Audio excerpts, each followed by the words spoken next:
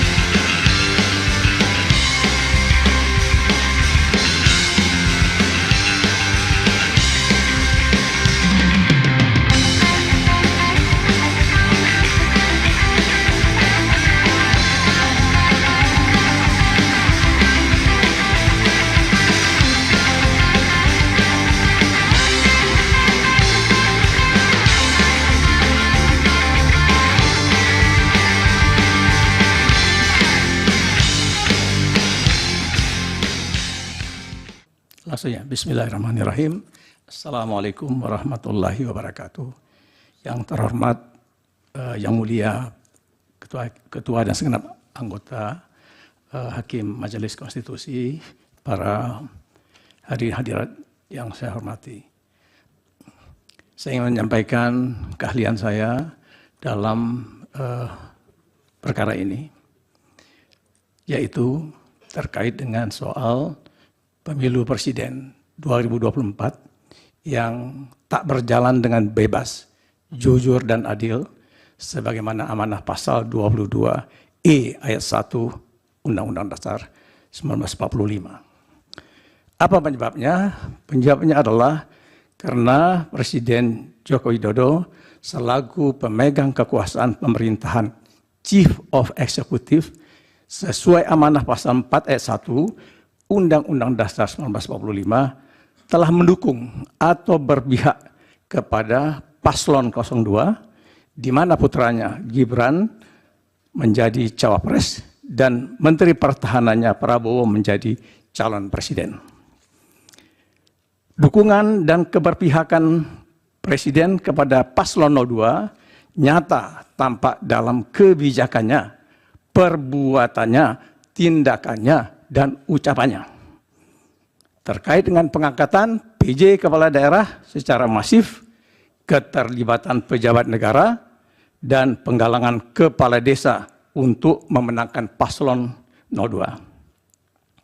Antara lain, berkat dukungan dan keberpihakan Presiden serupa itu yang dinikmati oleh paslon 02, paslon ini telah memenangi kontestasi Pilpres 2024 dalam satu putaran dengan raihan suara 96.214.691 atau 58%. Karena paslon 02 membiarkan Pilpres 2024 tak berjalan dengan bebas, jujur, dan adil, bahkan menikmati keberpihakan Presiden yang telah mencederai konstitusi dan merusak demokrasi, maka kemenangan paslon 02 dengan cara fraud ini layak dianulir oleh Mahkamah Konstitusi.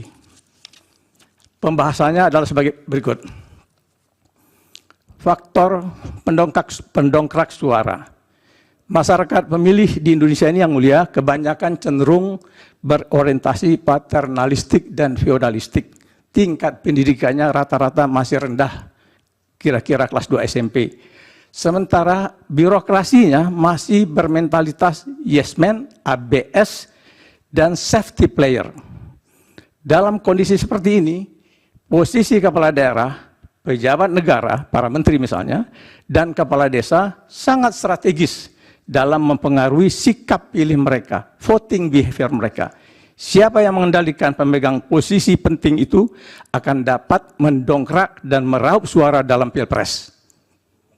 Paslon 02 dengan dukungan all-out Presiden lewat berbagai kebijakannya tampak mengontrol dengan efektif ketiga posisi kunci itu, mendongkrak perolehan suara mereka, maka tak heran bila perolehan suara paslon 02 bisa melampaui ambang batas 50% lebih dalam sekali putaran. Kasus yang pertama perihal pengangkatan PJ Kepala Daerah. Para pakar yang mulia jauh hari telah mengingatkan Presiden agar diadopsi saja model perpanjangan masa jabatan kepala daerah. Mereka punya visi misi, punya legitimasi, dan dipilih langsung oleh rakyat, serta lebih menjamin kontinuitas pembangunan. Caranya adalah dengan merevisi Undang-Undang Pilkada nomor 10 2016. Tapi Presiden tidak memperdulikannya. Model pengangkatan PJ Kepala Daerah dari ASN yang notabene pegawai negeri di daerah otonom banyak sekali kelemahannya. Mencederai demokrasi, tak punya legitimasi, tak punya visi misi, seleksinya rentan nepotisme, relasi dengan Dewan, DPRD, dan tokoh masyarakat susah terjalin, serta orientasi kepada kepentingan pusat sangat kuat. Sedangkan keuntungannya tak ada biaya yang dikeluarkan dan pengisian dapat dilakukan dengan cepat sesuai interest Presiden. Yang mulia, ketika pengisian PJ Kepala Daerah dari ASN ini mulai dilakukan, pusat tahun 2022 timbul kegaduhan publik gara-gara seleksinya tidak transparan, tidak akuntabel, dan tidak demokratis. Masyarakat menggugat ke MK, dan MK dalam pertimbangan putusannya nomor 15 PU strip 20 garis miring 2022 telah meminta pemerintah membuat peraturan pelaksanaan Undang-Undang Pilkada yang maaf yang mulia, yang transparan, yang akuntabel dan demokratis. Tapi pemerintah Presiden Joko Widodo tidak menggubrisnya dan hanya menerbitkan Permendagri nomor 4 tahun 2023. Dengan payung hukum yang lemah ini, pengangkatan PJ Kepala Daerah relatif tidak berubah, pekat dengan kepentingan politik Presiden. Terbukti dari semua pengangkatan PJ Kepala Daerah diputuskan oleh Presiden, dan dulu pada zaman Presiden SBY, pengangkatan PJ Gubernur saja yang dibawa ke istana, sedangkan pengangkatan PJ Bupati Wali Kota berada di Merdeka Utara, dalam hal ini di Kemendagri. Evaluasi PJ Kepala Daerah normatifnya sekali dalam 3 bulan. Lalu Presiden mengubah pakem itu dengan mengatakan evaluasi PJ Kepala Daerah bisa dilakukan setiap hari, plus diwanti-wanti agar PJ tidak miring-miring. yang bisa diartikan menaati arahan beliau tanpa reserve. Hukum besi PJ kepala daerah dari ASN itu yang mulia adalah taat kepada pejabat yang mengangkatnya, bukan kepada rakyat.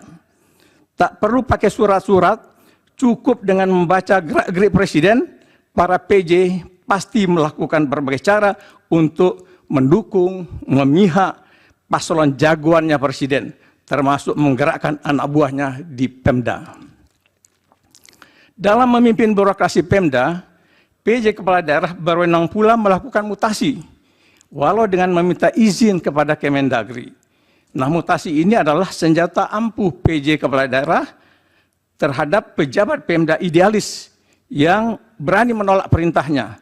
Akibatnya, perangkat Pemda di sekretariat daerah, dinas-dinas hingga camat-camat tidak netral dan menggunakan wewenang serta jaringannya untuk membantu memenangkan paslon 02, dan dengan menangnya sekali putaran 02, amanlah jabatan mereka dan sebaliknya bila tidak.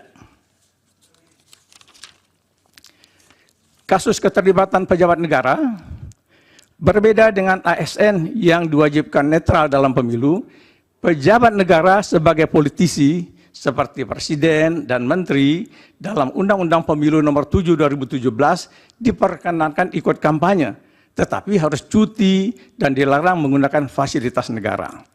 Presiden Joko Widodo dan menteri-menteri loyalisnya selaku pembantu beliau tentu akan kasak kusuk dengan berbagai cara sesuai kewenangan yang dimiliki untuk membantu memenangkan paslon 02. Fraud terjadi kasat mata yang tampak melalui liputan media, yaitu digunakannya fasilitas negara dalam mendukung kemenangan paslon 02 dan tidak diambilnya cuti di luar tanggungan negara oleh presiden sendiri dan menteri-menterinya. Bahkan dari dalam mobil dinas kepresidenan muncul acungan 2 jari kode paslon 02. Tindakan presiden ini dan para pembantunya itu yang mulia pastilah berkontribusi terhadap capaian suara paslon 02 dan sekaligus telah merugikan paslon 01 dan paslon 03. Kasus yang ketiga, yang terakhir, penggalangan kepala desa. Siapa menguasai kepala desa, dia akan mendapatkan suara rakyat. Pemerintahan Orde Baru Soeharto telah mempraktikkannya dengan masif pada setiap pemilu sehingga Golkar selalu menang besar. Kini paslon 02 dengan dukungan cawe-cawe presiden mengulangnya kembali pada Pilpres 2024 lewat penggalangan kepala desa pada berbagai pertemuan dan komitmen untuk menggolkan revisi Undang-Undang Desa Nomor 6 2014 yang antara lain memuat penambahan lama masa jabatan kepala desa dari 6 tahun menjadi 8 tahun per periode. Bahkan Presiden Joko Widodo menerima sendiri delegasi kepala desa di istana tanpa didampingi menteri terkait.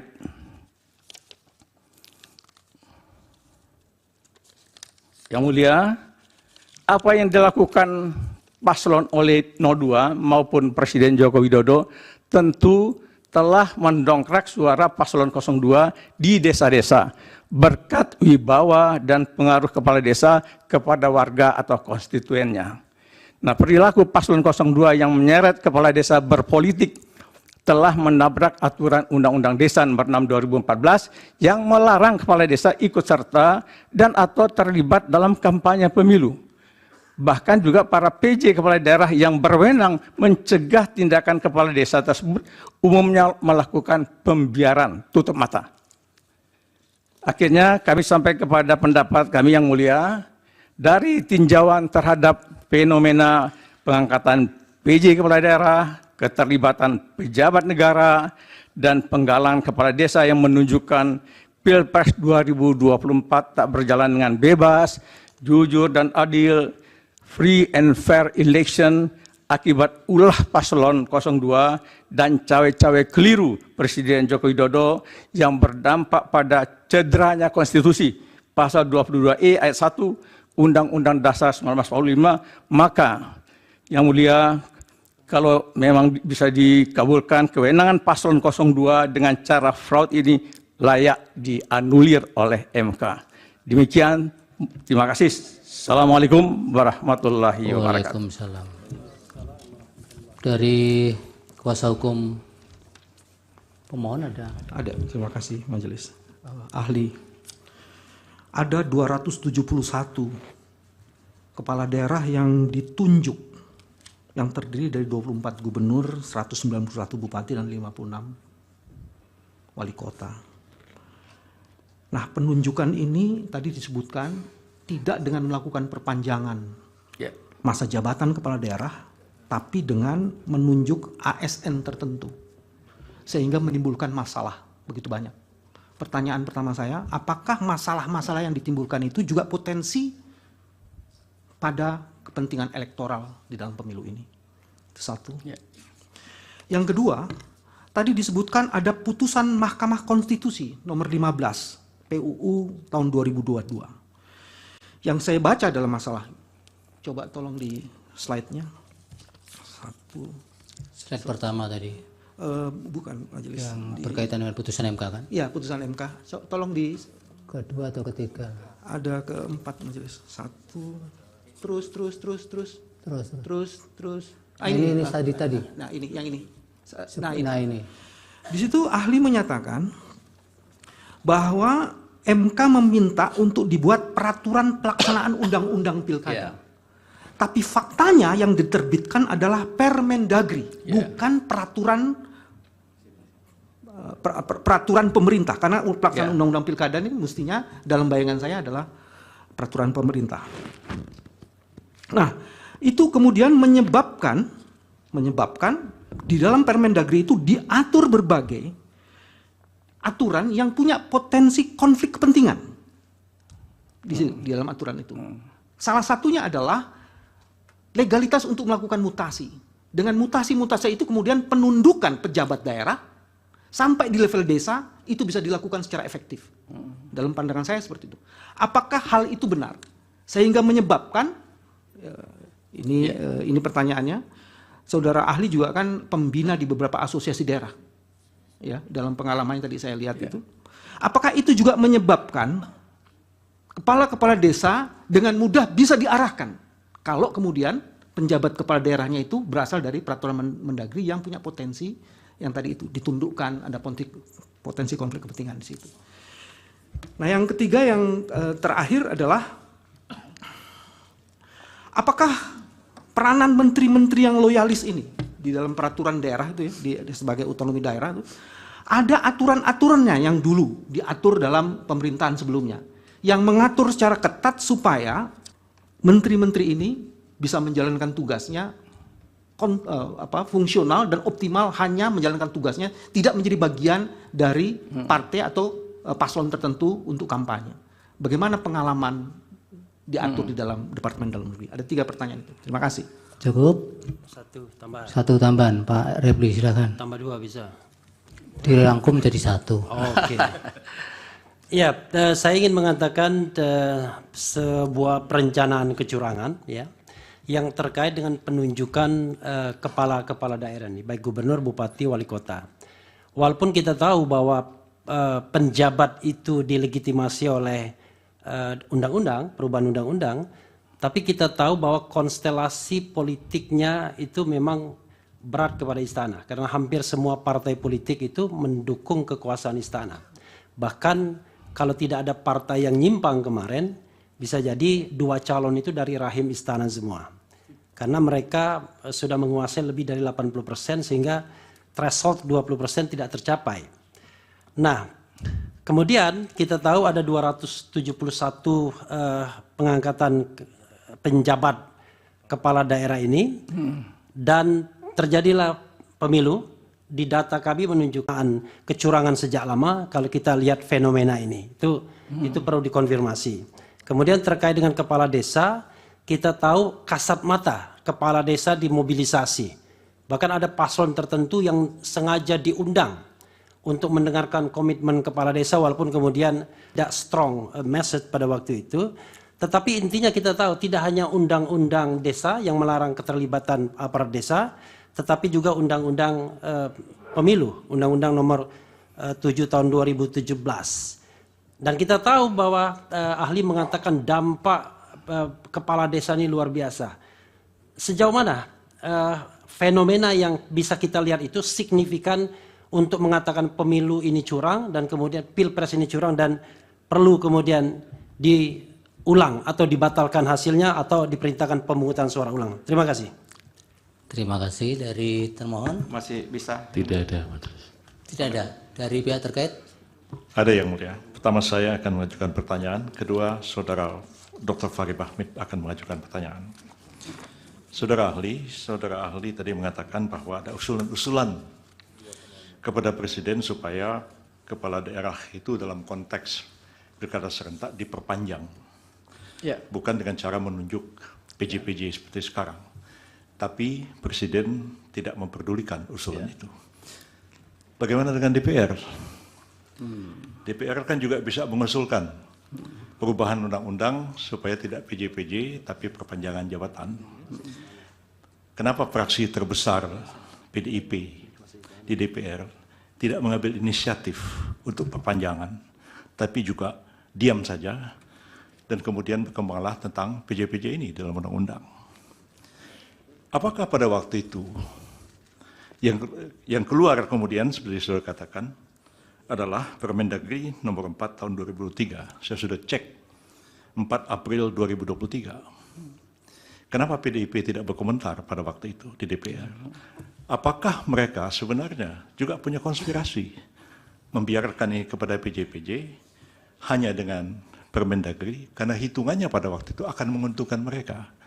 Apakah karena tak terbayangkan bahwa Presiden Jokowi itu akan berbalik politiknya mendukung paslon 2 seperti sekarang? Seandainya Presiden Jokowi itu konsisten mendukung calon PDIP, apakah komplain seperti itu akan muncul atau tidak? Satu. Kedua, ya, saudara ahli mengatakan, mengusulkan juga atau mendukung usulan supaya tidak PJ itu, tapi perpanjangan jabatan.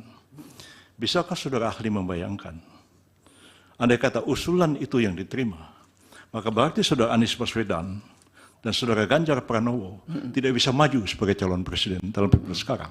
Dan bisakah saudara ahli membayangkan saudara akan menjadi ahli dalam persidangan hari ini di Mahkamah Konstitusi? Mohon dijawab. Pak Bari, satu lagi pertanyaan. Terima kasih, Yang Mulia. Saudara ahli, awalnya kami sedikit bertanya bahwa memang ini keterangan ini bercorak riset. Ya, saya tidak tahu ini ahli juga melakukan riset terhadap semua ini ataukah tidak, karena ada beberapa narasi yang bercorak riset. Jadi basisnya itu seperti harus melihat dari aspek data dan seterusnya. Tapi tidak apa-apa, untuk kepentingan ini kami serahkan kepada Yang Mulia untuk menilainya. Berbicara tentang politik hukum terkait dengan penunjukan ya, atau pendekatan appointe untuk penunjukan kepala daerah ini kan diatur dalam Undang-Undang 10/2016 tentang pilkada. Lalu pada saatnya, pada waktu itu perkembangan setelah itu ada yang mengajukan judicial review ke MK. Tadi sudah diterangkan dengan putusan 15/2022. Dalam pertimbangan hukumnya kami juga telah mencermati secara lebih hati-hati dan mendalam. Ternyata Mahkamah mengirimkan pesan ataupun semacam mandat konstitusional kepada pemerintah untuk diatur dengan peraturan khusus. Genus peraturan khusus itu tidak spesifik harus dalam bentuk peraturan pemerintah atau dalam peraturan presiden atau apalah namanya. Sehingga politik hukumnya pada saat itu Kementerian Dalam Negeri atau pemerintah pusat menginisiasi dengan membuat satu rules yang kita kenal dengan Permendagri 4/2023 per 4 April 2023 pada saat itu. Nah, dengan demikian ini semakin sangat terbuka sesungguhnya bahwa memang tidak ada insinuasi apapun. Yang saudara ahli sampaikan dari tadi sampai dengan hari ini, sampai dengan detik ini kami mencatat penuh dengan asumtif dan insinuasi. Pertanyaannya Pak Bari apa? Jadi kami ingin saudara ahli menjelaskan tentang dari mana kira-kira cara melihatnya dengan regulasi yang begitu terbuka, pengisian yang begitu partisipatoris karena melibatkan DPRD setempat dan seterusnya. Lalu bisa ada kesimpulan, ada konklusi bahwa ternyata di situ ada kepentingan presiden atau kepentingan pemerintah pusat. Itu risetnya seperti apa? Demikian Yang Mulia. Terima kasih. Dari hakim, silakan. Ali, nanti sebelumnya diminta untuk keterangannya nanti diterserahkan melalui kuasa hukum untuk diteruskan ke kepanitraan. Baik Yang Mulia. Baik, silakan dijawab singkat-singkat Bapak. Baik Yang Mulia. Ya. Yang pertama, kami ingin menjawab pertanyaan Pak Bambang Wijoyanto soal apakah masalah-masalah terkait dengan pengangkatan PJ ini berpotensi untuk terjadinya peningkatan elektoral. Ya, kami dari kajian, dari riset lapangan menemukan bahwa pengalaman empirik selama ini PJ-PJ yang diangkat dengan loyalitas kepada pejabat yang mengangkat akan cenderung mengikuti arahan komando dari pejabat yang mengangkat. Nah, ketika dipusatkan pengangkatan pejabat di tangan presiden, maka arahan itu bisa langsung dari presiden. Walaupun ini dalam bahasa birokrasi bisa saja tidak harus pakai surat-surat, saya sudah bilang tadi, dengan gerak-gerik body language saja, pernyataan-pernyataan di depan publik, ya, itu PJ itu sudah tahu, kedip mata aja sudah tahu. Saya pernah menjadi PJ yang mulia, PJ Gubernur di Riau 2013-2014. Jadi pernah dikedipin juga barangkali ya waktu itu. Tapi saya nggak mau, nggak bergeming. Nah, jadi Pak Bambang itu sangat potensial. Yang kedua soal putusan MK terkait dengan tadi apakah levelnya PP, apakah Permendagri, ya, atau Perpres, ya itu menurut hemat kami sebetulnya dalam praktek selama ini turunan undang-undang yang paling kuat payungnya itu PP, dan itu empirik sekaligus menjawab pertanyaan Pak Fahri. Kita sudah punya pengalaman, saya pernah dirijen di Oda, kita punya pengalaman pengaturan PJ itu diangkat dengan diterbitkan PP nomor 6205 itu awalnya pengangkatan PJ. Pada waktu itu berbasis Undang-Undang 32 tahun 2014. Ada syarat-syarat PJ diangkat dari PNS, punya pengalaman di bidang pemerintahan, dibuktikan dengan jabatan, menduduki jabatan struktural dan sebagainya. Jadi bukan dengan Permendagri yang tidak bisa kasih payung yang kuat, ya, sanksi dan sebagainya. Jadi begitu, Mas Bambang. Nah, soal kaitannya dengan soal kepala desa, apakah PJ bisa mengarahkan kepala desa? Itu ada yang mungkin bisa dilakukan, tapi paling tidak saya menemukan politik pembiaran. Jadi ketika para kepala desa demo ke sini, dia itu sebetulnya terlibatkan dalam proses-proses kampanye, tidak netral. Kepala daerah, dalam hal ini PJ, bisa melarang. Bahkan di Undang-Undang Desa nomor 6 2014, dia bisa memberi teguran 1 kali, 2 kali, dan ketiga memberhentikan sementara kepala desa. Dan itu tidak satu pun yang dilakukan. Dan gubernur yang melakukan itu, melarang kepala desanya berangkat ke Jakarta di demo itu, atau ikut gerakan-gerakan pertemuan itu, hanya Sultan Hamengkubuwono sebagai gubernur DIY, hanya beliau. Yang lain saya tidak menemukan. Kemudian yang ketiga, menteri-menteri loyalis, dulu bagaimana ceritanya? Nah, kami juga pernah jadi di politik di Wapres. Itu ada etika yang ditegakkan, dipakai waktu itu, zaman Presiden SBY memimpin pemerintahan. Jadi kalau misalnya ingin ikut terlibat dalam kampanye, menteri yang berasal dari partai politik, ya, bukan yang dari profesional, maka mereka cuti. Ya, itu arahan dari Presiden. Sehingga praktek itu menjaga pemilu dari soal-soal kemungkinan tuduhan-tuduhan menggerakkan, menggunakan aparat negara atau pejabat negara. Nah, untuk Prof. Refli, soal PJ, ya, apakah PJ ada garis direncanakan lah begitu, ya? Apakah ada perencanaan kecurangan? Nah, kalau menjawab ini kita analisisnya, tapi memang perlu pembuktian. Analisisnya sejak pembuatan kebijakan, ya, pembuatan kebijakan.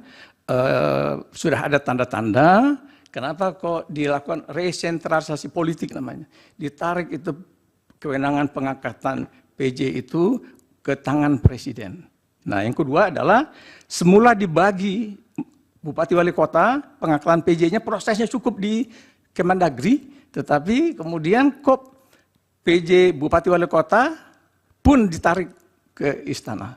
Nah, itu kemungkinan ada tanda-tanda indikasi bahwa ada target-target tertentu yang akan dicapai. Yang ketiga adalah briefing Presiden sendiri ketika bikin raker dengan para PJ yang mengarahkan bahwa Anda akan kami evaluasi setiap hari.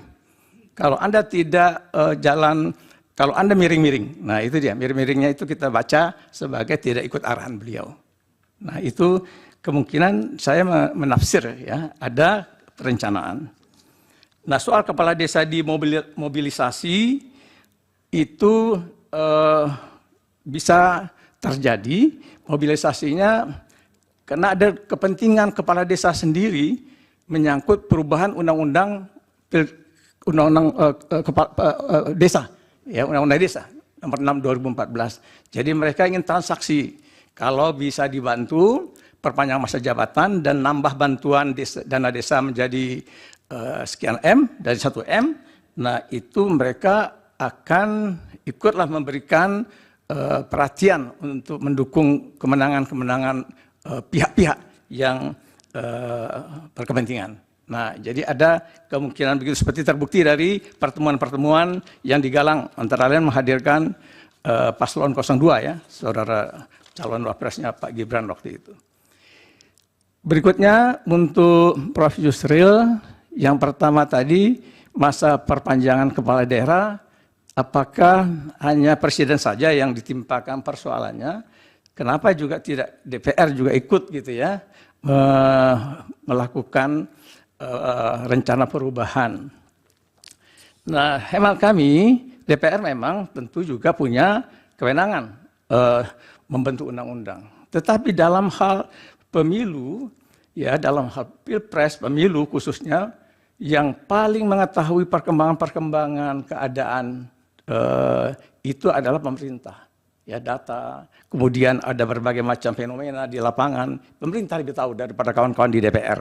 Nah, sebagai presiden, satu lagi ada alasan saya, presiden sebagai policy maker in chief, dia bertanggung jawab.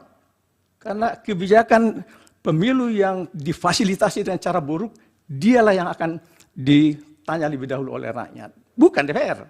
Nah, dengan demikian dia harus lebih dahulu melakukan prakarsa itu. Mungkin dulu sudah pernah ada orang yang mengusulkan perpu saja, ya biar simpel.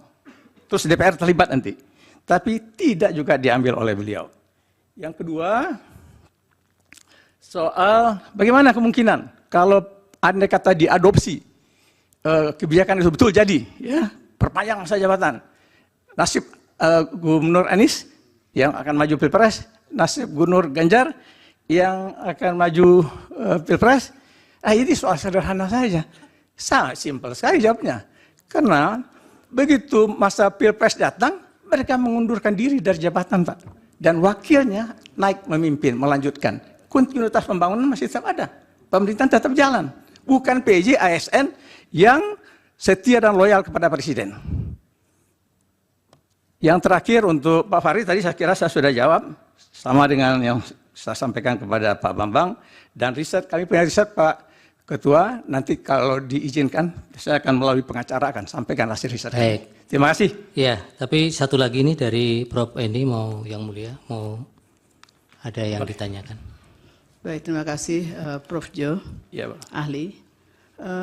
Seingat saya mungkin pada saat desain penyusunan Undang-Undang Pemilu Kada itu Pak Jo kelihatannya ikut aktif di situ. Nah, pada saat itu apa kemudian yang menjadi legal reasoningnya atau raison d'être-nya? Kemudian muncul ketentuan peralihan yang menentukan tentang pengangkatan pejabat di situ. Itu apa yang menjadi dasarnya?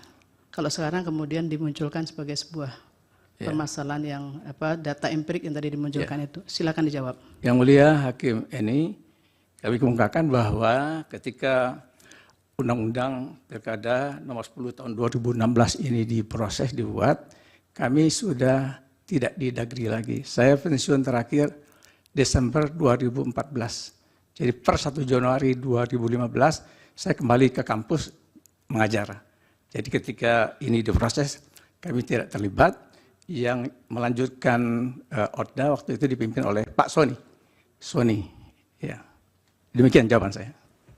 Jadi Baik. saya tidak memahaminya. Ya, terima kasih Prof. Beni. Cukup, ahli, keterangannya. Mudah-mudahan bermanfaat untuk pengambilan keputusan. Silakan. Baik, terima kasih Yang Mulia. Ya. Saya mohon izin meninggalkan ruangan. Untuk saksi yang dari Zoom itu terganggu nggak dengan perbedaan waktu? Benar Yang Mulia. Jadi kalau diperiksa kami dulu, minta izin. nanti baru kita break ya. Iya, Yang Mulia. Oke, silakan disuruh masuk. Iya. Oh, dia Zoom kok suruh masuk. Via Zoom gimana? Yang Mulia. Baik, Pak Adnin Amrin Harun ya, Bapak akan menjelaskan berkaitan dengan dugaan C hasil tidak ada dalam Sirekap. Mungkin kuasa hukum dari pemohon bisa mengerucut ke situ saja. Silakan, siapa yang mau bertanya? Sebelumnya begini Yang Mulia, beliau ini adalah warga negara Indonesia, tinggal di Amerika Serikat, putra Profesor Atau Harun biar Al-Rashid. memberi pengantar dulu ya? Iya. 5 menit. Silakan Langsung. Pak Amrin. Anda mau menjelaskan apa? Ya, terima kasih yang mulia. Ya, saya sebagai warga negara Indonesia seperti Pak Refli Harun jelaskan, saya putra dari Profesor Harun Al-Rashid. Mungkin Bapak kenal ayah saya Profesor Harun Al-Rashid, ahli hukum tata negara. Yang ingin saya sampaikan sebenarnya ya sebagai warga negara Indonesia, pemerhati pemilu, yang saya terusik dengan apa namanya yang disampaikan di masyarakat, adanya penggelembungan suara. Makanya setelah itu saya mencoba melacak sendiri dari website Sirekap. Kemudian saya temukan di satu kabupaten memang itu terjadi. Itu yang tadinya saya mau sampaikan gitu loh. Jadi ada beberapa screenshot yang saya ambil dari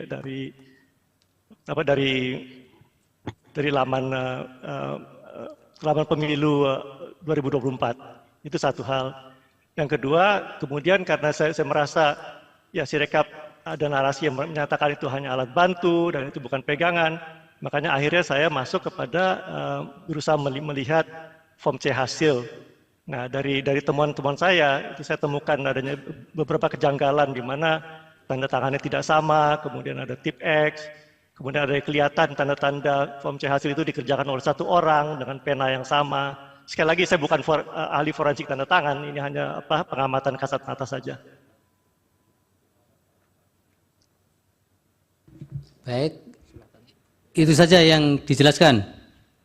Iya, ya, saya sebetulnya saya sudah siapkan PowerPoint ya, tapi untuk menyikat waktu mungkin bisa langsung tanya jawab saja kalau memang itu ya. Baik, dari kuasa hukum silakan. Kalau bisa ditampilkan saksi apa yang sudah ditemukan. Memang saksi ini yang melihat tidak ngambil semuanya, tetapi cukup banyak juga dia menemukan penggelembungan suara, menemukan form C hasil yang palsu dan lain sebagainya, diduga palsu ya. Silakan. Oke, kalau saya boleh, oke ya. Oke, ini sebetulnya slide pack yang kedua, tapi nggak apa, saya mulai dari sini saja. Jadi ini saya temukan kejanggalan di Provinsi Sumut. Ini antara tampilan Sirekap dengan form C hasil. Berikut yang saya perhatikan adalah di mana di kelurahan yang suara 02 mendapat suara tertinggi. Sebagai contoh di TPS 024. 209, slide berikutnya. Nah, kalau dilihat sini, itu sudah ditampilkan, yang saya lingkarkan hijau itu 209 sudah benar, tapi saya melihat ada satu yang janggal, atas bawahnya ditulis data sedang dalam proses. Saya pikir itu biasa saja, data sedang dalam proses, karena Sirekap kan terus berevolusi. Tapi kemudian saya masuk ke form C hasil, slide berikut. Ya mungkin tidak terlalu jelas, kemudian saya crop, nah itu saya bandingkan. Nah itu saya melihat kok tanda tangannya tidak sama gitu, yang lebaran pertama, lebaran kedua, lebaran ketiga. Sekali lagi saya tidak mengklaim diri saya sebagai ahli forensik tanda tangan, hanya sebagai pengamatan kasat mata saja. Ini satu contoh, slide berikut. Nah ini juga sama juga, itu salah satu tertinggi, 170 angkanya, lagi-lagi muncul data sedang dalam proses, saya tidak tahu kenapa itu sebabnya, apakah itu hanya faktor kebetulan. Kemudian slide berikutnya lagi. Nah ini juga saya kelihatan ada tip X, kemudian kelihatan itu saksi 02 itu tanda tangannya yang halaman pertama yang paling atas, yang tengah dan bawah sangat berbeda. Itu kan cengkoknya beda, tarikan garisnya beda. Jadi saya mulai mempertanyakan itu kan, kok bisa form C hasil ini seharusnya yang menurut saya ini kan suci gitu kan, sesuatu yang harusnya tidak ditemper lah itu ya. Tapi mengapa kok ini terjadi gitu? Jadi langsung saja terus ke, nah itu di Provinsi Banten. Ini jadi tadi di Sumatera Utara, sekarang di Provinsi Banten berikutnya. Nah ini saya temukan contoh-contoh, kalau tadi yang di suara terbanyak, sekarang yang saya temukan polanya di yang saya sebut angka-angka cantik atau angka-angka genap, 150, 160, yaitu ya, berikut, slide berikut. Walaupun di sini semua sudah terproses, tidak ada pesan data sudah dalam proses. Berikut, berikut lagi. Nah ini kan kalau saya lihat ke-6 KPPS itu ya. Ini sekali lagi karena profesi saya di kantor itu sebagai data analitik dan juga troubleshooting expert. Jadi kadang saya selalu curiga ini kenapa ini, karena keahlian saya di bidang minyak dan gas bumi selalu di tempat itu. Kenapa sumur minyak tidak mengalir, kenapa pipa gas tersumbat, itu selalu saya jadi sebagai detektif lah di kantor. Jadi maka begitu saya melihat ini, kok ini kelihatannya kok ditandatangani oleh orang yang sama dengan pulpen yang sama dengan tarikan yang sama. Nah ini yang saya sangat terganggu, sangat terusik menurut saya. Form C hasil ini kan suara rakyat, suara Tuhan. Berikut. Itu 160 lagi kan, ya, angkanya angka-angka bulat, angka cantik. Maaf kalau saya boleh lontarkan ya, karena saya kan memang saya boleh dibilang profesi saya sebagai detektif lah di kantor itu. Jadi kalau saya pakai otak detektif saya, otak kriminal saya, maaf kalau saya langsung jam ke situ ya, tapi ini kan namanya terusik gitu ya saya. Jadi saya pikir, kalau saya seorang kriminal, maaf ya kalau saya langsung jump kepada conclusion. Tapi kalau seorang kriminal, kalau saya mau merubah, saya harus tahu tanda-tanda di mana. Kalau saya koreksi, saya tahu yang mana yang saya rubah. Makanya saya lihat di angka-angka cantik ini 160, 150, berikut. Ya berikutnya lagi, ya ini kurang lebih sama lah. Jadi tema-temanya sama gitu ya. Berikut, terus ini berikut lagi Pak. Nah ini di NTT ini, saya lihat dia di Nusa Tenggara Timur. Sekali lagi itu angka 150 gitu ya. Berikutnya lagi. Nah ini kan itu kelihatan rapi sekali gitu kan. Penanya kelihatannya sama, penanya sama. Apakah memang begitu gitu yang terjadi? Saya nggak tahu. Saya tidak punya yang aslinya kan. Saya tidak bisa, hanya ini saja pengamatan saya. Berikut. Ya, ini terus lagi. Ya, itu kelihatan kan rapi. Balik Pak, coba balik. Nah ini menarik nih. Coba lihat di halaman pertama itu tulisan tangannya miring-miring. Itu mungkin ya ini dugaan saya. Ini mungkin itu yang aslinya. Tapi yang halaman 23 itu kelihatan lebih rapi. Saya nggak tahu mungkin apakah KPPS kecapean, kemudian ada satu yang berbaik hati. Oke saya tulisin deh. Kebetulan tulisan tangan saya rapi. Wallahu alam. Saya nggak tahu ya. Saya hanya bisa melihat dengan kasat mata. Berikut. Ini di Provinsi Jawa Timur juga begitu. Berikut ya 140, itu paling 3, 169 itu kan, itu yang paling top itu di Kelurahan Ampel itu. Kemudian yang angka 140, sekali lagi angka bulat, angka cantik. Berikut, ini juga saya agak mencurigai ini kok tulisannya rapi semua gitu ya. Dan yang berikut, nah ini lihat tuh, begitu rapi, begitu sama. Ini maaf saya, sekali lagi saya minta maaf. Ini kerjaan artis. Maaf, kalau saya harus mengatakan itu. Sebagai warga negara yang mencintai kebenaran, mengharapkan pemilu yang jurdil, luber, ini tidak bisa terjadi seperti ini.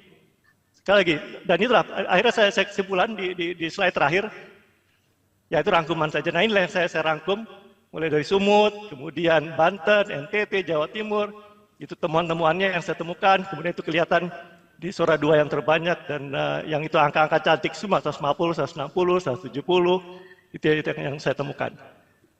Kemudian yang slide pack yang berikutnya itu hanya fokus di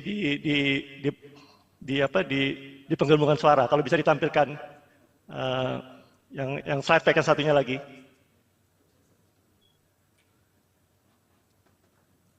Ya, ini saya sengaja kembali lagi karena saya terusik dengan kok tiba-tiba ada orang sibuk bicara masalah perubahan suara. Sekali lagi saya paham Sirekap selalu berevolusi, makanya ini tayangan ini semua saya screenshot berdasarkan time ya. Ini saya sebutkan di sini Februari 25. Jadi saya tidak tahu setelah ini apakah sudah diperbaiki, saya tidak tahu. Oke, berikut. Di salah satunya ini. Ini saya lihat yang tertinggi. Ini di Kabupaten Arjasari ini saya lihat tertingginya 02 ada 265 suara di TPS 005. Berikut. Saya lihat aja ini kan. 265 sama 206 itu tidak mungkin. Saya bukan orang IT, tapi saya data analytics, saya membuat program. Itu harus ada check and balance. Ini tidak boleh dari besar ini harus ada itu safeguard dari programming. Ini tidak mungkin. Oke, berikut. Ya kan? Itu hanya 169 bukan 265. Berarti ada perubahan. Saya tidak tahu itu bagaimana itu terjadi, apakah OCR yang kurang sempurna atau tidak, saya tidak tahu. Berikut. Kejadian sama 215 itu topnya tuh ya, paling tinggi di Kelurahan Lengkong. Berikut. Kita lihat tuh. 215 190. It doesn't make sense. Ya, saya bukan ahli IT tapi seharusnya yang membuat program ini tahu dong.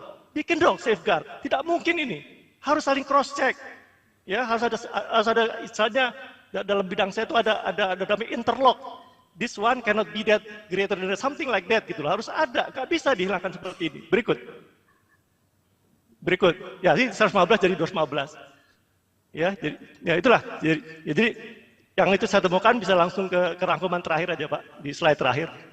Semuanya sama, ini cuma rekapitulasi saya saja sebagai orang awam yang mencintai kebenaran. Ini yang saya simpulkan saja. Ini hanya satu kabupaten saja dan ini saya lakukan secara random saja gitu kan. Itu kelihatan bahwa form C hasilnya 02.283 di RKP menjadi 2089, sementara suara 01 yang 478 menjadi turun jadi 387. Jadi dua temuan itu saja yang ingin saya share sebagai pengamat pemilu yang mulia. Terima kasih. Baik, ada yang mau didalami dari kuasa hukum? Sebenarnya mulia, ini ya. Mohon klarifikasi dulu, yang dihadirkannya ahli atau saksi? Saksi. Saksi. Ya. Saksi fakta yang mulia. Mungkin saudara saksi bisa nggak direkapitulasi temuan yang Anda tadi? Kan Anda ngomongnya cepat tuh, takutnya nanti khawatirnya. Jadi apa saja temuan-temuan yang janggal yang saksi temukan? Tadi atau kita dikumpulkan ya Pak, ya. Pak Repli biar ya. nanti sekalian dijawab sekaligus oleh Yang saksi. kedua, Anda melakukan ini secara random itu kira-kira di berapa provinsi ya, atau di berapa kabupaten kota? Kemudian setelah Sirekap tutup, itu apa yang Anda lakukan? Apakah Anda masih bisa mengakses atau bagaimana? Silakan. Atau aktivitasnya berhenti? Ya, ada yang tambahan dari lawyer yang lain? Cukup dari termohon? Terima kasih. Salah satu mekanisme kontrol untuk memastikan kalau dianggap cara baca sistem terhadap form C hasil yang diunggah itu tidak tepat, maka kemudian mekanisme berikutnya adalah formulir direkapitulasi di tingkat kecamatan juga diunggah. Nah, pertanyaan saya adalah apakah saudara saksi sudah pernah mengakses formulir rekapitulasi tingkat kecamatan di TPS-TPS yang tadi dianggap anomali oleh saudara saksi? Terima kasih. Baik, dari pihak terkait. Terima kasih yang mulia. Saudara saksi, saya ingin mendapatkan suatu konfirmasi dan verifikasi. Anda kan sekarang ini bercerita tentang dokumen-dokumen yang saudara ceritakan di screenshot, tapi saudara tidak jelaskan screenshot dari mana, dan kemudian saudara juga tidak bisa membuktikan di sini apakah itu keasliannya itu benar atau tidak, sehingga kita khawatir nanti kita bicara tentang dokumen yang tidak terverifikasi. Ya. Nah, ketiga, bahwa saudara juga tadi mengatakan bahwa saya tidak tahu, saya hanya mengamati saja dokumen-dokumen bukti-bukti ini. Oleh karena itu bisa enggak saudara saksi, karena ini kan di persidangan. Jadi yang kita bicarakan ini harus jelas, yang bicarakan ini originalitasnya benar atau tidak. Bisa enggak saksi atau mungkin sudah menyerahkan dokumen-dokumen itu, keasliannya itu melalui kuasa hukum saudara kepada kami supaya kita tahu. Jangan sampai yang kita bicarakan ini sebenarnya tidak benar dan tidak ada gitu loh. Ya, itu cukup pertanyaan ya. kita. Cukup. Baik. Masih ada. Dari pihak terkait masih ada, yang mulia. Satu pertanyaan Pak. Ya, satu saja saya ingin bertanya. Saya ingin bertanya kepada saksi. Tadi berkali-kali saksi menyatakan bahwa saksi melihat secara kasat mata. Ya, saksi melihat secara kasat mata. Nah, kalau kita melihat atau mereview daripada arti seorang saksi itu melihat, mendengar, mengalami. Nah, mereview pada pertanyaan Prof. Otto, di mana dan dari mana saksi mendapatkan alat bukti yang seperti saksi sampaikan tadi, yang dipakai sebagai acuan oleh tim kuasa hukum 01 untuk menjadikan saksi sebagai saksi fakta. Demikian, Majelis Hakim. Baik, dari Hakim. Cukup ya. Silakan Pak Amrin, singkat-singkat jawabnya. Ya Pak, jadi yang pertama dari Pak Repli. temuan-temuan, ya dari Pak Refli, pertama masalah temuan-temuan. Jadi memang yang intinya yang saya lihat adalah masalah perubahan angka ya di Sirekap dan dari form C hasil. Itu satu. Yang kedua, yang sudah saya kerjakan ya, selain daripada yang sudah saya sampaikan di NTT, di Jatim, juga di Riau, di Banten dan di Sumut. Itu yang sudah saya coba unduh dari pemilu 2024. Kemudian tadi ada pertanyaan soal rekap. Nah, saya lupa nih pertanyaannya dari Mas Refli yang ketiga nih, saya rekap. Tapi saya coba ke pertanyaan dari KPU. Saya tidak melakukan akses rekap kecamatan karena saya tidak tahu dari mana saya mendapatkannya. Saya hanya dari C hasil dan kelurahan saja. Saya tidak melakukan itu. Kemudian pertanyaan asli atau tidaknya, dari awal saya katakan ini semua screenshot dari pemilu 2024.gov.id. Jadi semua screenshot itu saya ambil dan saya di PowerPoint saya taruh semua linknya. Ya, jadi saya tidak hanya sekedar terus saya crop atau apa enggak, semua ada referensinya, jam berapa, versi berapa, itu semua ada referensinya Pak Otto. Kemudian originalitas yang saya masukkan di sini adalah yaitu semuanya saya ambil ya dari websitenya KPU. Saya tidak ambil dari mana-mana. Semua itu cuma yang akhirnya terakhir itu saya crop saja. Nah, masalah originalitas tentunya saya terbatas ya tidak bisa mendapatkan form C hasil yang asli. Meskipun terus terang saya sudah berusaha mencoba mendekati kawal pemilu, jaga pemilu, saya minta ayo dong kita bantu sama-sama memverifikasi, saya tidak mendapat jawaban. Terakhir tentunya temuan ini saya sudah serahkan kepada tim 01, tim IT dan tim hukum 01. Jadi itu saja jawaban singkat saya dari pertanyaan-pertanyaan para hadirin. Baik, dari Yang Mulia Prof. Saldi, silakan. Terima kasih Pak Ketua. Jadi saudara termohon, Pak Hasim ya dan teman-teman dan kuasa hukum, tolong nanti keterangan dari saksi yang mengklaim ada perubahan-perubahan itu, kami diberikan bukti aslinya, semua asli ditingkatinya, diserahkan ke mahkamah. Ya, jadi itu kan diambil secara random. Kita mau melihat pergeseran-pergeseran itu bagaimana nanti di penyelesaian di tingkat kecamatan. Itu saya Pak Ketua, terima kasih. Baik, sebelum kami tutup persidangan hari ini, apakah dari pihak terkait bisa memberikan gambaran kira-kira mau mengajukan berapa ahli dan saksi? Terima kasih Yang Mulia. Seperti yang disampaikan juga tadi oleh KPU, kita baru bisa memberikan gambaran tentang jumlah itu setelah mendengarkan keterangan daripada perkara yang nomor 2. Jadi setelah itu nanti kita bisa tentukan berapa jumlahnya. Dari KPU Pak sudah bisa ada, karena ini untuk penjadwalan sidang berikutnya ini.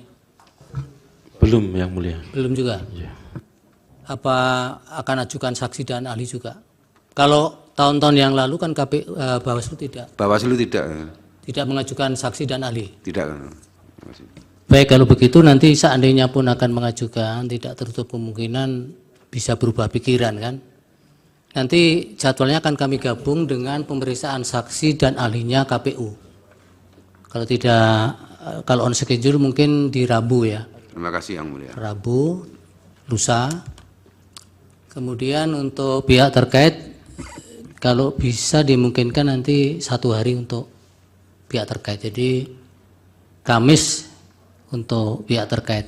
Baik, Yang Mulia. Kemudian juga kepada para pihak perlu disampaikan bahwa hari Jumat akan dicadangkan untuk pemanggilan pihak-pihak yang dipandang perlu oleh Mahkamah Konstitusi berdasarkan hasil rapat Yang Mulia para hakim. Yang pertama yang perlu didengar oleh Mahkamah adalah Saudara Muhadjir Effendi, Menteri Koordinator Bidang Pembangunan Manusia dan Kebudayaan Republik Indonesia. Kemudian yang kedua, Bapak Erlangga Hartarto, Menteri Koordinator Bidang Perekonomian. 3, Ibu Sri Mulyani Indrawati, Menteri Keuangan. 4, Ibu Tri Risma Harini, Menteri Sosial. Dan 5 dari Dewan Kehormatan Penyelenggara Pemilu. Jadi 5 yang dikategorikan penting didengar oleh Mahkamah. Ini bukan berarti Mahkamah mengakomodir permohonan pemohon 1 maupun 2, karena sebagaimana diskusi universalnya kan badan peradilan yang menyelenggarakan persidangan yang sifatnya interpartes itu kemudian nuansanya menjadi keperpihakan kalau mengakomodir pembuktian-pembuktian yang diminta oleh salah satu pihak. Jadi ini semata-mata Pak Uto untuk kepentingan para hakim. Jadi dengan bahasa sederhana, permohonan para pemohon itu sesungguhnya kami tolak, tapi kami mengambil sikap tersendiri karena jabatan hakim memilih pihak-pihak ini dipandang penting untuk didengar di persidangan. Yang nanti mudah-mudahan bisa didengar di hari Jumat tanggal 5 April 2024. Kemudian catatan berikutnya adalah karena ini keterangan yang diminta oleh Mahkamah, maka nanti pihak-pihak tidak kami sediakan waktu untuk mengajukan pertanyaan. Jadi yang melakukan pendalaman hanya para hakim. Baik, silakan Prof. Sebelum ditutup. Baik, terima kasih Pak Ketua. Begini saya kira untuk yang pemohon 1 sudah selesai saksinya, tetapi setelah saya mencermati jawaban dari KPU, termasuk kemarin keterangan dari Bawaslu, memang dari KPU masih minim ya yang disampaikan tersebut. Sementara saya membaca, nanti mohon diklarifikasi ya, dari Bawaslu bahwa ada siaran pers Bawaslu yang disampaikan 15 Februari 2024 jam 6 WIB, yaitu menyatakan ada 13 jenis masalah di dalam pemungutan suara dan 6 masalah penghitungan suara yang diantaranya itu adalah 37.466 TPS yang pembukaan surat suaranya dimulai pukul 7, itu juga ada di dalam keterangan Bawaslu. Kemudian ada 2632 TPS yang didapati oleh Bawaslu, ada mobilisasi pemilih.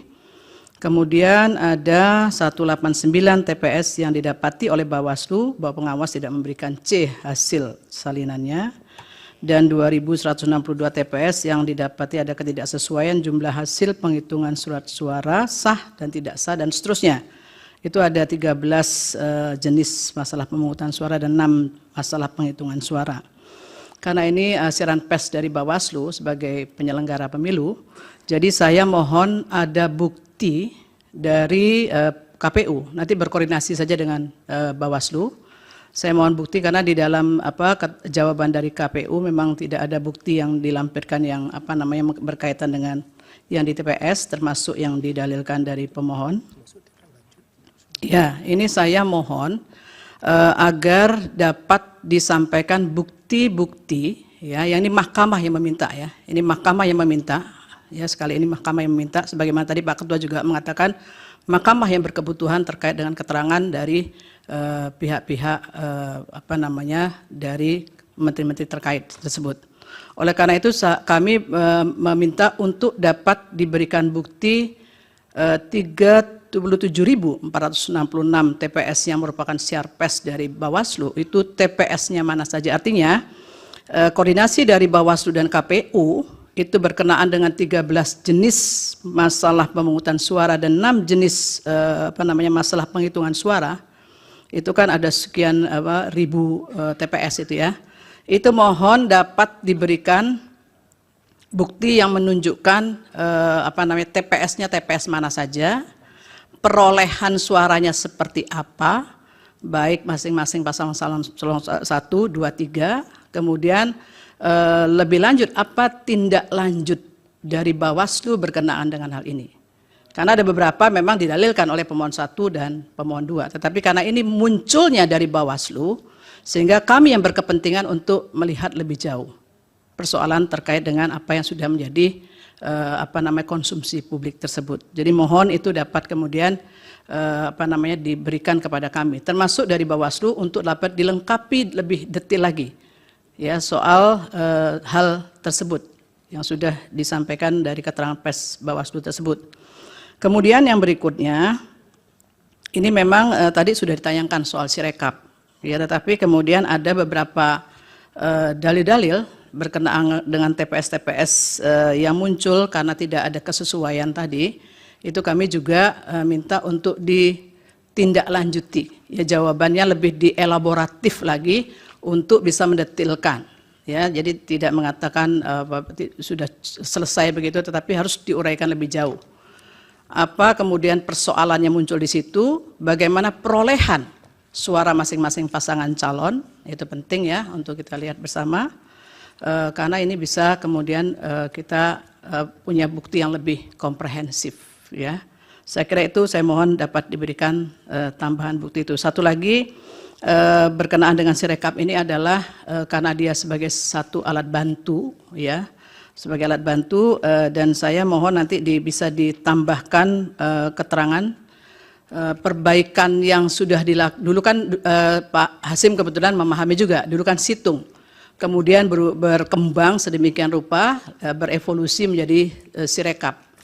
Lah perbaikan-perbaikan yang muncul kemudian menjadi Sirekap itu, ya, itu apakah kemudian masih ada titik lemahnya di situ, sehingga kemudian dia menjadi sulit sekali untuk bisa diakses. Ya, ini yang kemudian mungkin setelah, kalau tadi sudah melihat yang tayangan tadi, kita lihat itu tidak ada persoalan untuk yang di situ. Ya, tapi pada saat mungkin pada load yang begitu besar, itu apa yang kemudian menyebabkan ini juga menjadi kendala. Jadi seakan-akan ini seperti kita merimain model situng yang dulu itu. Ya, mohon itu kemudian dapat dijelaskan tentang evolusinya seperti apa, kemudian apa kendalanya di situ atau masalah yang masih muncul berkenaan dengan Sirekap itu. Saya kira itu mohon untuk dielaboratif sedemikian rupa semua bukti-bukti yang ada untuk kepentingan mahkamah. Terima kasih. Izin majelis termohon. Sebentar, hakim dulu ada, Pak. Silakan Yang Mulia. Baik, terima kasih Yang Mulia Ketua. Ini saya untuk termohon ya. Tadi dalam keterangan ahli dari Pak Bambang Eko menjelaskan terkait dengan kronologis tahapan pendaftaran paslon dan kesesuaian dengan peraturan perundangan. Kemudian ahli dari Profesor Ridwan menyebut terkait surat KPU nomor 1145/PL dan seterusnya 2023 tentang tindak lanjut putusan MK nomor 90 ini dapat dikualifikasi sebagai instrumen yuridis yang sah. Nah, saya ingin konfirmasi apakah ini surat biasa ataukah berbentuk semacam surat edaran yang bentuk hukumnya Blitzregel.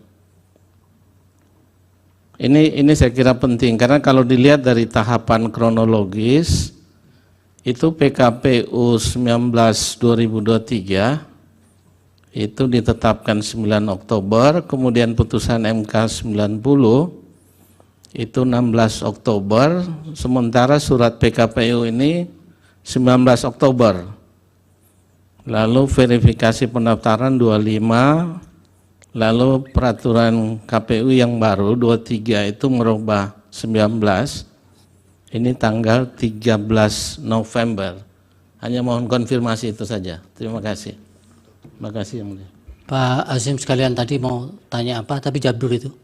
Yang dari Yang Mulia Prof. Beni dan terima kasih. Pak Daniel kalau ada kaitan. Terima kasih.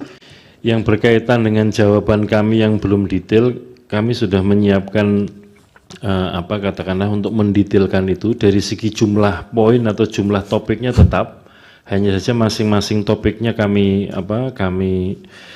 tambahkan untuk penjelasan-penjelasan Kemudian yang kedua, di dalam daftar alat bukti juga kami tambahkan dengan kolom keterangan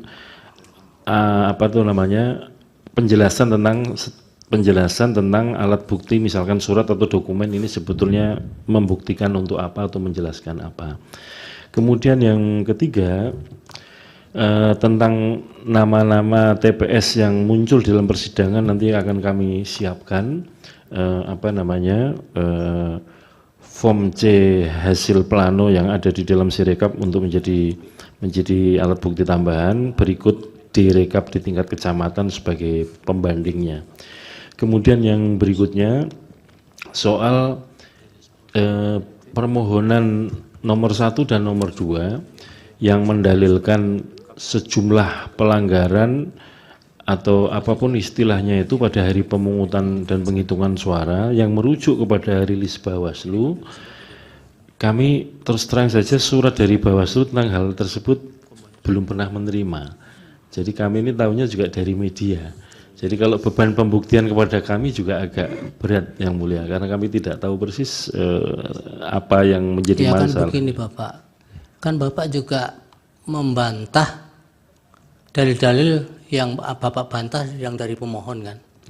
Nah, untuk membuktikan bantahan itu kan juga harus membuktikan.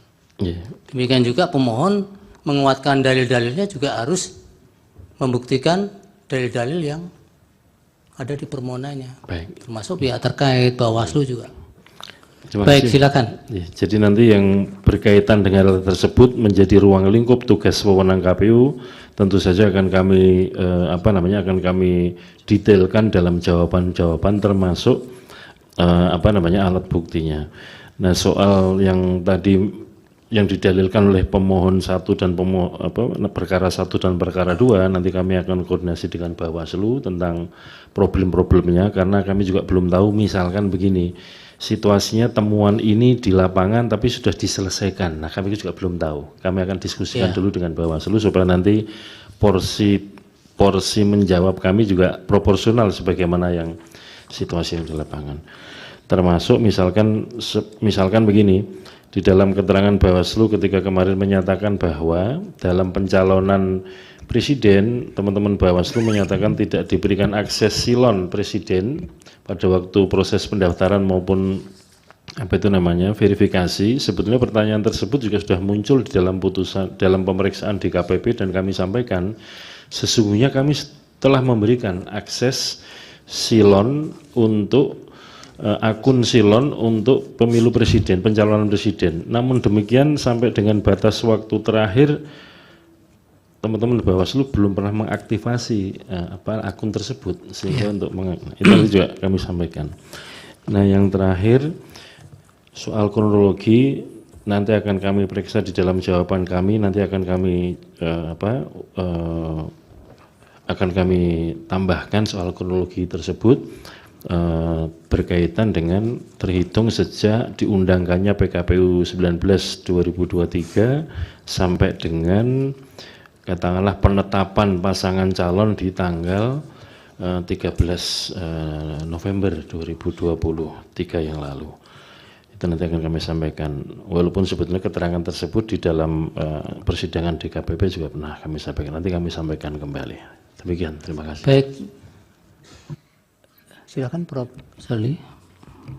Terima kasih Pak Ketua. Ini memang lebih banyak ke Bawaslu ya, karena berkaitan dengan poin-poin penting dalam penyelenggaraan pemungutan suara dan penghitungan suara. Oleh karena itu, ini jumlahnya kan fantastis nih yang ada di siaran pers Bawaslu ini. Nah, ini yang perlu didetailkan kepada kami. Ini seberapa masif ini sebetulnya.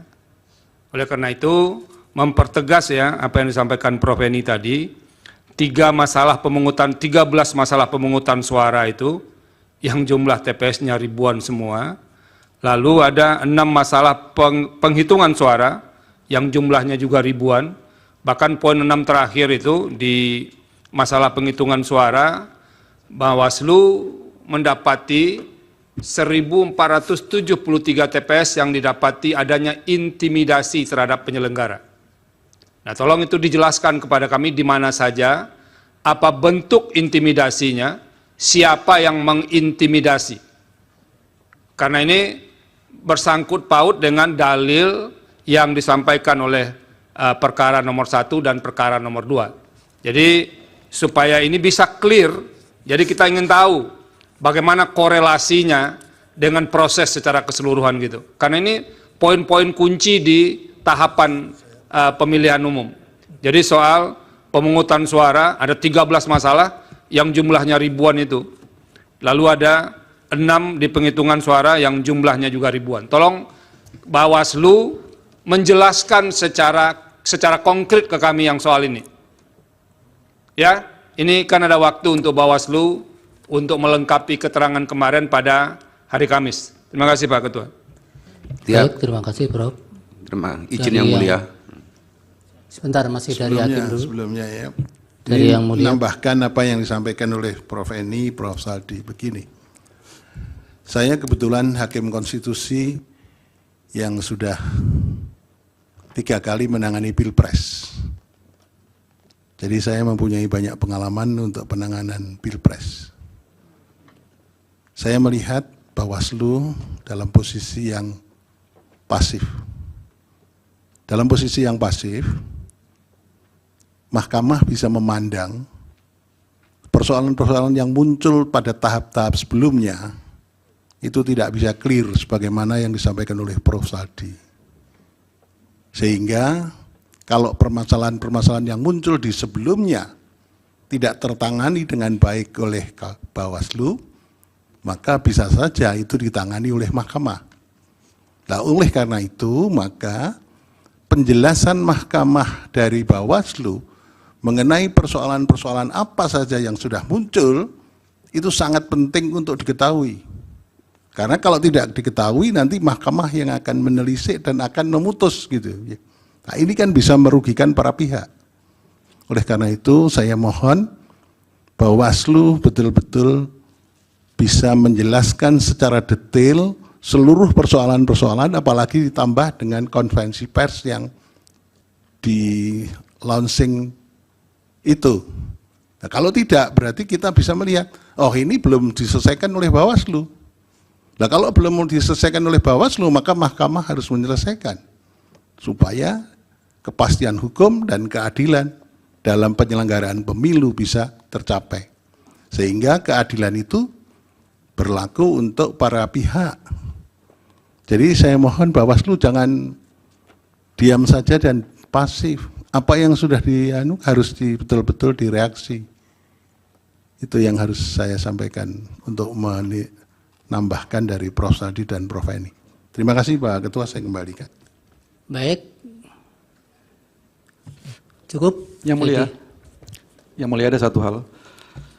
Melalui Yang Mulia kami meminta untuk barangkali bisa pihak terkait mendapatkan salinan PPT dari yang disampaikan oleh ahli yang diajukan oleh pemohon tadi ya, untuk pendalaman. Baik. Terima kasih. Baik, nanti supaya sepanjang itu bukan bukti, kalau itu keterangan-keterangan bisa diberikan, tapi kalau bukti cukup insage Pak Fahri. Silakan Bawaslu. Ya, terima kasih Yang Mulia. Izin Yang Mulia, kami akan menyampaikan sesuai dengan permintaan dan siaran pers yang sudah kami sampaikan. Yang pertama, yang kedua bahwa kami juga sudah menyampaikan pada dalil-dalil yang sudah ada. Untuk cross check, untuk tambahan kami juga sudah ada. Memang ada beberapa hal yang tidak tersampaikan, misalnya kajian awal yang harus karena merupakan objek pengecualian, tapi itu sudah kita sampaikan sebagai bukti di bukti-bukti kita Yang Mulia. Keterangan tertulis kita ada, semua bukti-bukti itu. Namun demikian kami juga akan masih menambahkan sesuai apa yang disampaikan tadi oleh Yang Mulia Prof. Arief dan Prof. Saldi. Terima kasih Yang Mulia. Baik. Dan yang ketiga, apa yang disampaikan Ketua KPU bahwa Bawaslu tidak mengaktifasi silon, saya bantah di sini karena tersampaikan di muka umum bahwa kami diberi aktivasi, tapi setelah dibuka itu tulisannya di login itu, maaf akun Anda tidak mempunyai akses untuk login sampai selesai, dan itu juga kami sampaikan sebagai bukti juga di keterangan tertulis kami Yang Mulia. Terima kasih Yang Mulia, mohon maaf. ya itu gimana, tidak kompak gitu. Baik, karena sudah terjadi nanti semua akan dinilai oleh mahkamah. Yang penting yang dimohonkan oleh para hakim tadi dipenuhi sampai maksimal. Nanti akan dipertimbangkan semuanya sehingga mana yang harus menjadi kewenangan mahkamah untuk isu-isu yang belum terjawab. Jangan sampai kemudian nanti ada kontradiksi antara apa yang sudah diputuskan oleh Bawaslu dengan apa yang disikapi oleh mahkamah. Kalau ada yang tidak diberikan secara utuh oleh Bawaslu kepada mahkamah. Baik, jadi kira-kira rencana sidang kita untuk besok kita beri kesempatan pemohon nomor 2 mengajukan saksi dan ahlinya. Oleh karena itu pemohon nomor 1 tentunya istirahat dulu. Kemudian baru di hari Rabu dimungkinkan sidang gabungan lagi untuk mendengar keterangan saksi dan ahlinya KPU dan Bawaslu kalau ada. Kalau tidak ya nanti KPU saja. Termohon. Kemudian hari Kamis diagendakan untuk pembuktian keterangan ahli dan saksinya pihak terkait. Hari Jumat nanti mahkamah yang akan menggunakan untuk kesempatan mendengar pihak-pihak yang disebutkan tadi. Untuk 2 perkara ini gabungan juga. Jadi hari Kamis, Rabu, Kamis, Jumat sidang gabungan terus. Apa Pak Heru? Izin sebelum ditutup Yang Mulia, untuk hari Selasa karena kami tidak ikut bersidang, kami rencananya kuasa hukum akan memohon izin untuk insage Yang Mulia atas bukti Boleh, termohon. Ya, namun karena kami belum mendapatkan daftar alat bukti termohon dan pihak terkait, sekiranya di persidangan kami mohon untuk bisa mendapatkan fotokopi itu. Sebelumnya kami nanti bisa diserahkan Pak. Baik, terima kasih Yang Mulia. Ya. Kemudian sebelum ditutup ada bukti tambahan dari termohon, kodenya T19 sampai dengan T43, betul ya Pak? Betul? Iya Yang Mulia, betul. Kami sahkan ya. Baik, untuk memberi kesempatan kepada pemohon 2 mengajukan saksi dan ahli, sidang ditunda hingga hari Selasa, tanggal 2 April 2024 pukul 8 waktu Indonesia Barat. Kecuali pemohon 1 boleh tidak hadir, selebihnya hadir tanpa kami panggil karena ini sudah merupakan pemberitahuan resmi. Dengan demikian sidang selesai dan ditutup.